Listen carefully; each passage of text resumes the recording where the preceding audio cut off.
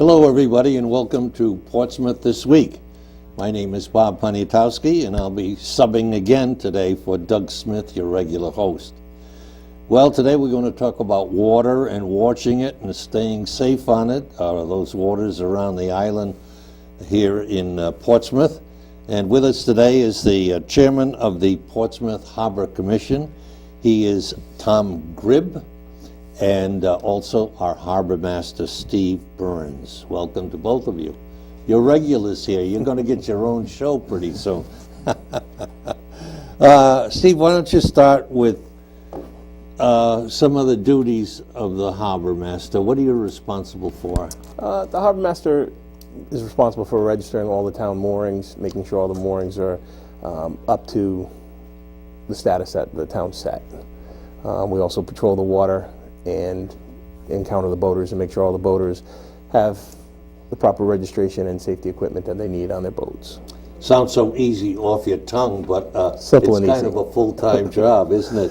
While we're on moorings, fill out a bit, where they are, where they're allowed, and what's involved. How does someone get a mooring? Anybody that wants a mooring just goes to onlinemooring.com. They'll select Portsmouth, Rhode Island, and apply for mooring. We pretty much have moorings over. So who's getting that call? The online mooring database is managed by me, so I'll get all the information, and then I'll contact the people and see where they want to be, and we'll issue the moorings. It's that free. You can sort of drop an anchor anywhere? There's several mooring fields around the island. It's just a matter of your personal convenience where you want to be.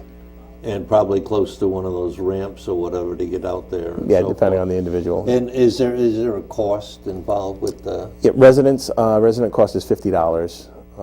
Non-residents pay $10 a foot. $10 a foot.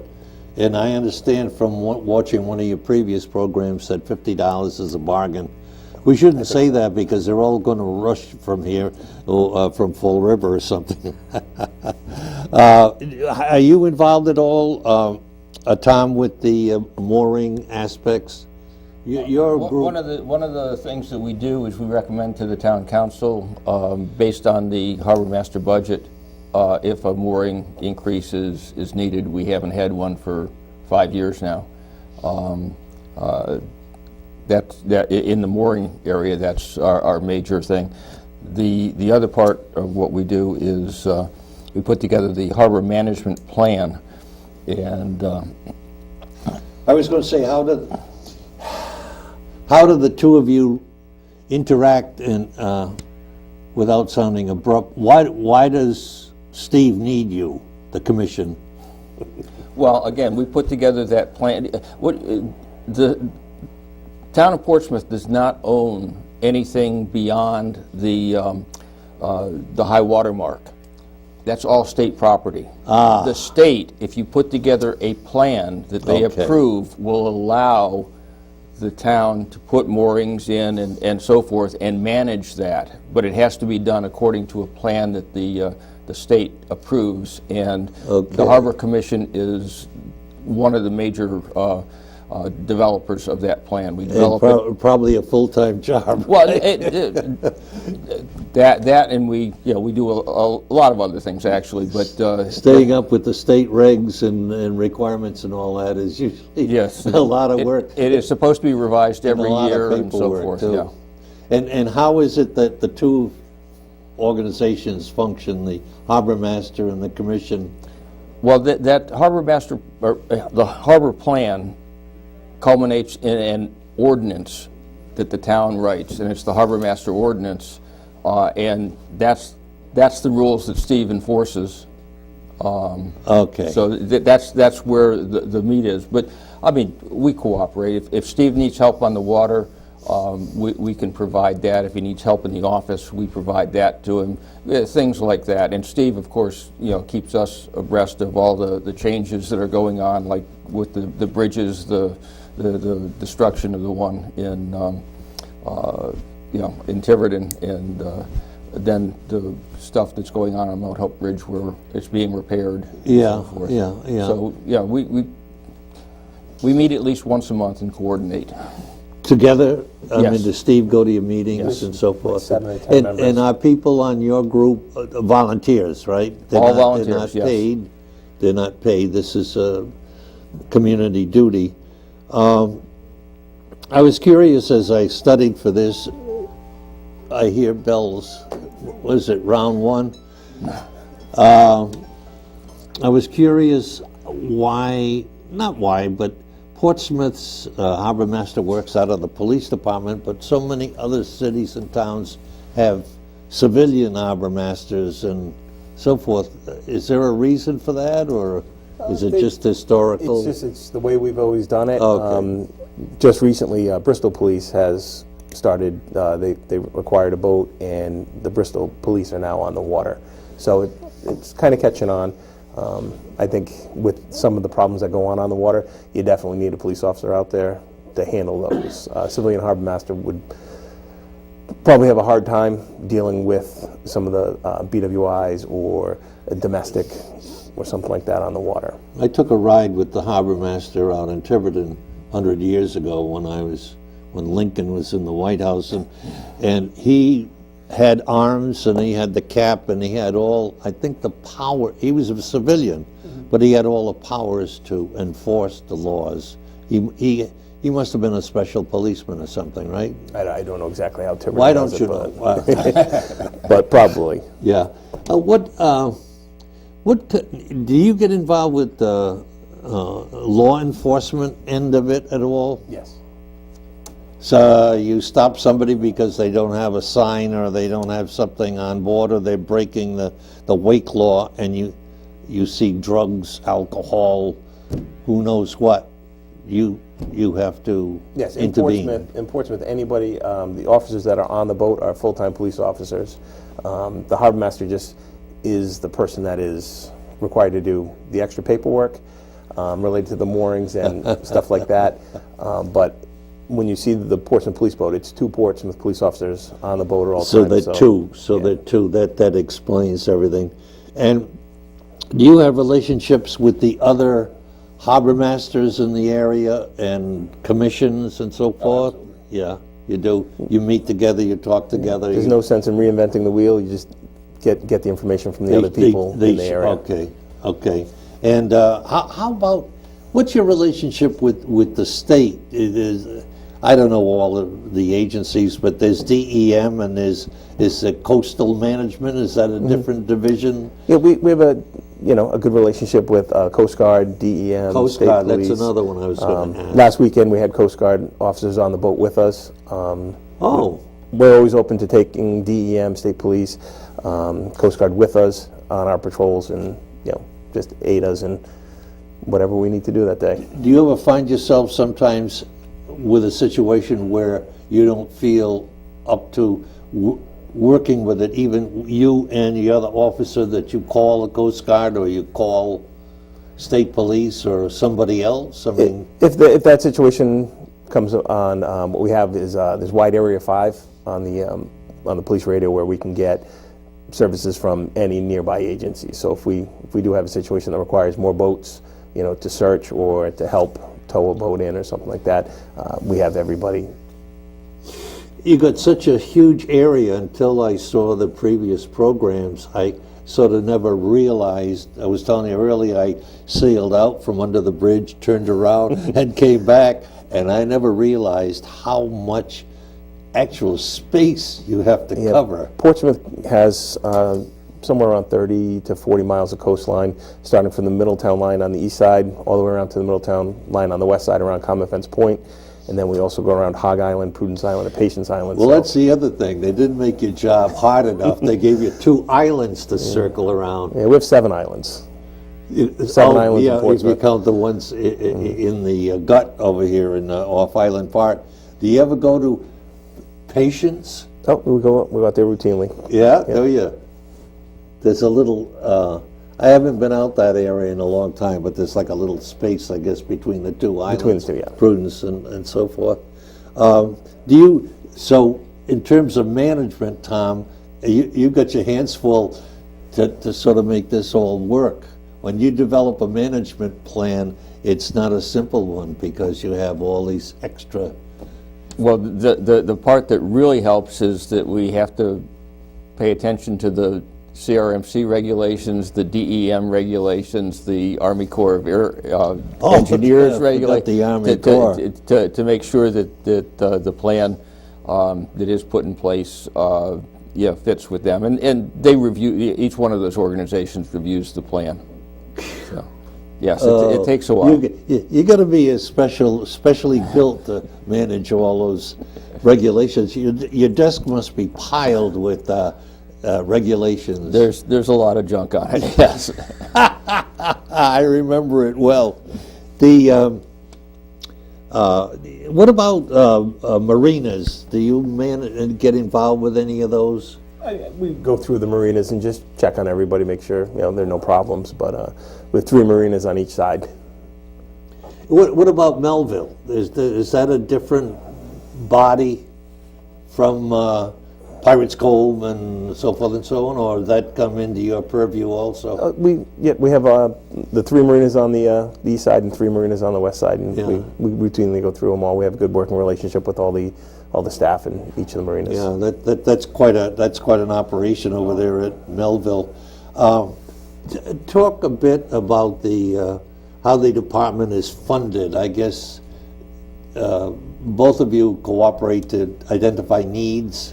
And then is it your work, Tom, to present this? One of the things that the Harbor Commission does is put together a proposed budget, which we pass by Chief Lee, and then is approved by the council, the Harbor Master budget, and the revenue for that comes from the moorings. And that's how we set the mooring fees. The town council has said that the harbor pays for itself, and we just make sure that the costs that are incurred are covered by the mooring fees.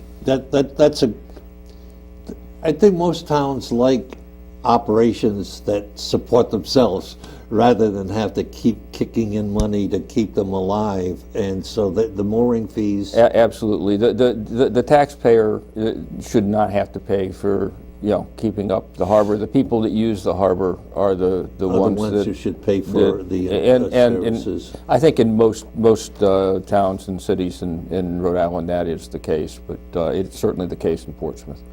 So those funds would go toward Steve's office, your secretary, phones. The secretary, that sort of stuff. But more than that, the boat, I was going to say the boats, the fuel that he burns. Yeah, I was going to say the fuel. Fuel maintenance. Yeah. Up a lot of the budget. Yeah.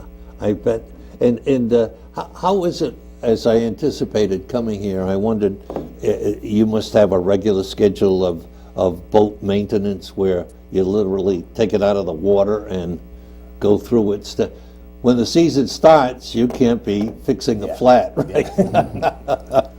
It's nice. Currently, we have 2 boats, so it's nice if one has to go out for service, we have the other boat to fall back on. So, where are they kept? We keep the main boat at Carnegie Abbey. Our primary response is to Prudence and Hog. Oh, at Carnegie Abbey. Okay, I know where you are. So that's our main response, and then we usually leave. The secondary boat is either on the trailer in the back parking lot, so it could be deployed wherever it needs to be. Last year we kept it at Stonebridge Marina, so we'd have a nice east side, west side response. Yeah. I was going to say, with such a large area to cover, it's like where you put the police and the fire station in the middle of town, so that when the alarm goes off, you don't have to do the whole town. And the boats cost a lot, right? A lot. Tom is laughing. Reminds me why I don't want a boat for myself. What kind of boats are they? The primary boat that we use is it's a 25-foot safe boat, which is pretty much the same thing you see the Coast Guard have with the nice aluminum wheelhouse, seats 4 passengers seated comfortably, completely covered from the elements, has heat, real nice boat. And what kind of power, what engines are on there? It has twin 225. So you could chase around pretty good, right? We get around pretty good. Not too many boats to get away from Steve. Yeah, I was going to say with so much activity going on in the bay and in the surrounding elements, being able to catch up with them is pretty important. And then the secondary boat's a 25-foot Parker with single 250 horsepower on the back of that, and it's a lighter boat, and it'll go pretty fast as well. But the one you mentioned that is at Conneaby, that you said that has heat. Oh yeah, Yeah, and huge benefit. TV and video games, Oh, absolutely. shower, kitchen. There's a lounge, yeah.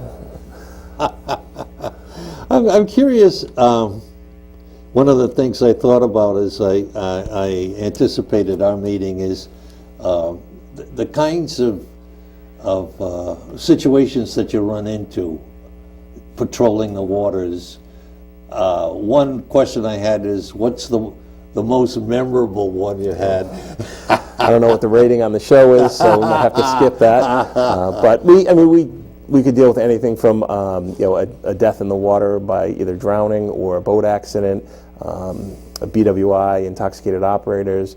We've had domestic assaults, or it could just be very simply stopping. I had a lady underneath the Secana River Bridge where the tide comes in really strong, and she thought she was on a treadmill. She was going nowhere. So, bring her on the boat and get her a ride to someplace that's a little more calm for her. Yeah, So it could be anything, actually. Yeah, I suppose the nice part of your job is that, what's that fellow who says, the guy that has the pawn shop says, you never know who's going to walk in here, and it must be when you rev up those engines, you never know what you're going to see out there. It's never the same day. No, and that's good, I guess.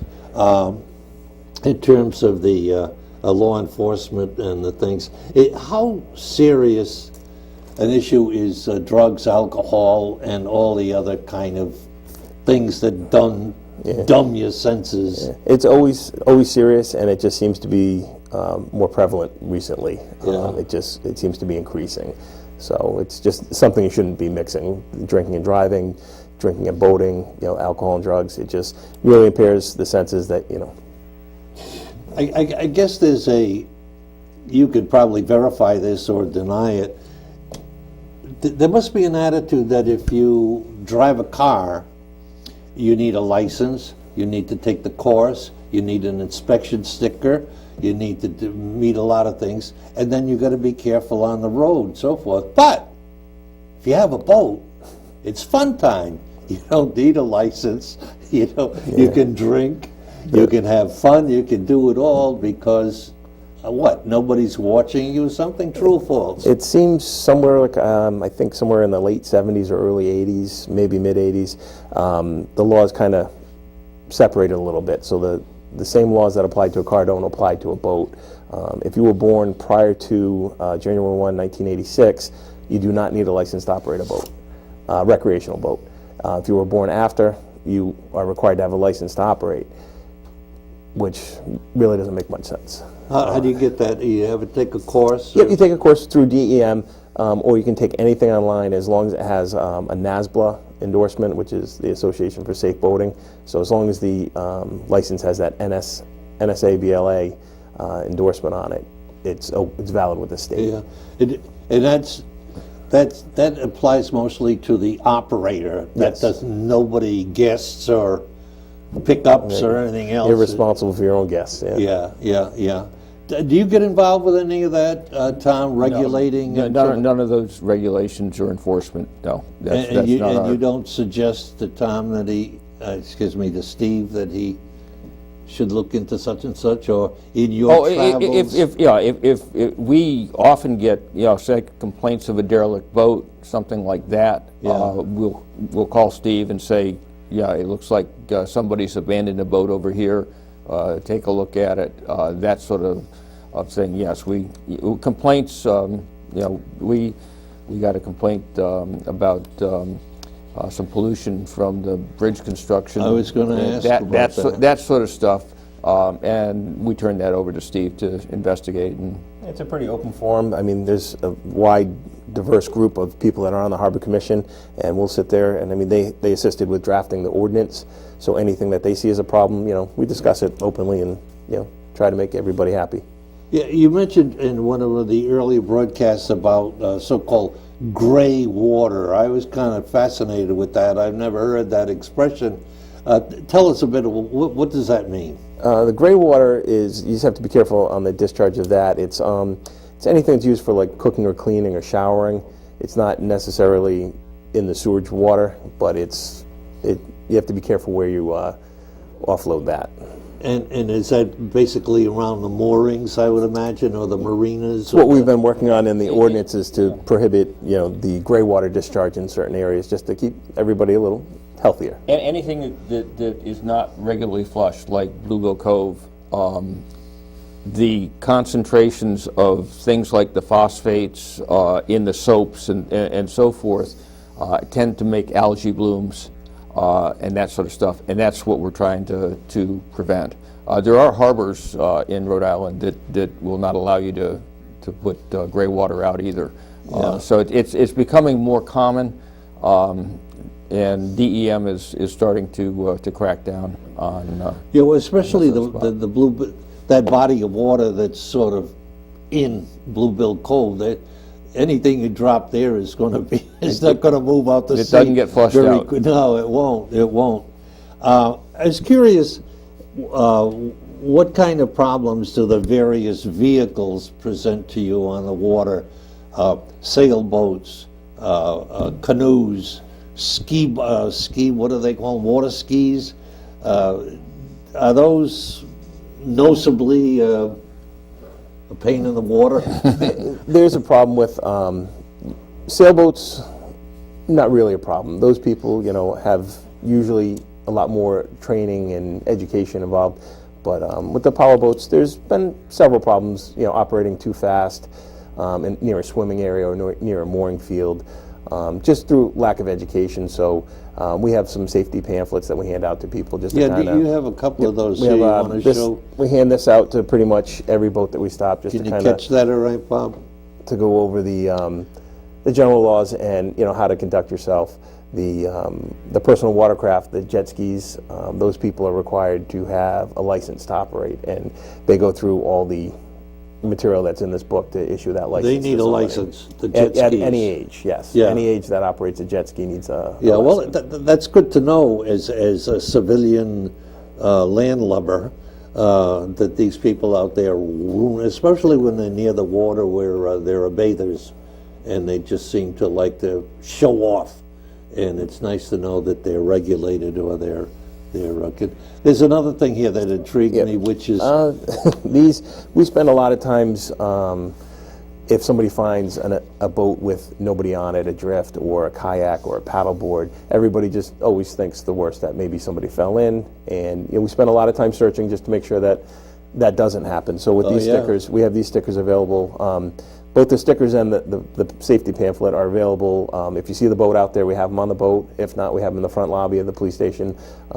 We encourage everybody to register any boat or paddleboard, canoe, anything with one of these orange stickers, so that we can just contact you and say, okay, was anybody out today, or did maybe it just come loose and is drifting? But it's not required, right? It's not required, but we would appreciate it. Well, it makes your job easier, and I anticipated, I wanted to talk briefly about storms, hurricanes, and huge storms. Then things really pick up in terms of your work, and you must have in your plans some kind of... We have, yeah. What do you have, Tom? Again, being able to notify people, the marinas, getting them help if they need it, for storm preparation, that sort of stuff, and then of course the cleanup plans afterwards. Yeah.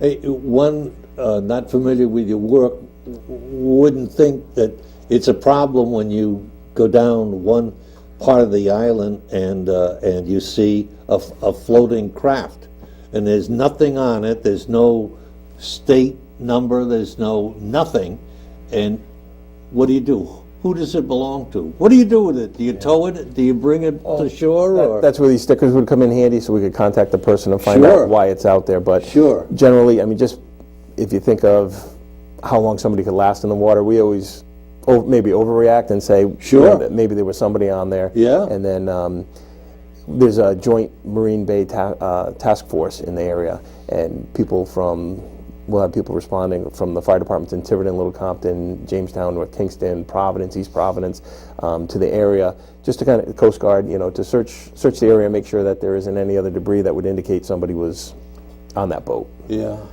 There was a situation this week, I think it was in Warwick, and somebody looked out the window and there was a vessel out there with nobody on it, and it turned out there was somebody on it, and that somebody is no longer with us. So that's always a possibility. And I suppose you couldn't legislate that everybody who's going to use a boat on the water have an ID, is everybody in your database? We have any of the mooring holders and their boats are in our database, and then we also have access to the state database, so any boats that's required to be registered, we have information to that. So Okay, that's what I was going to even if ask. people, the simple and easiest way, if they use this sticker, even if they don't care about the rest of the work that we have to do, it makes it simple for us to return your property to you.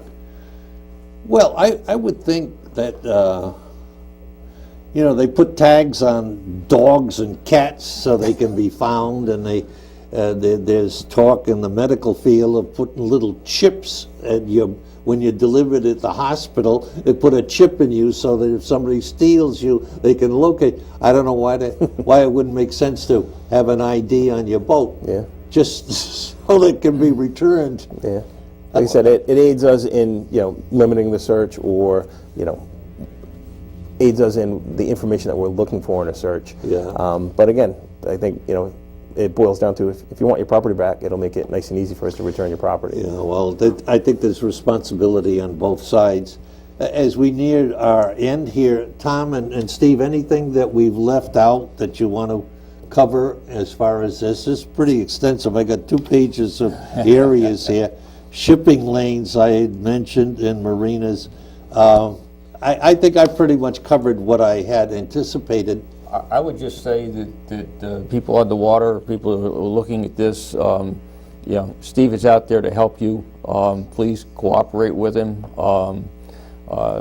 He knows what he's doing, and he will help.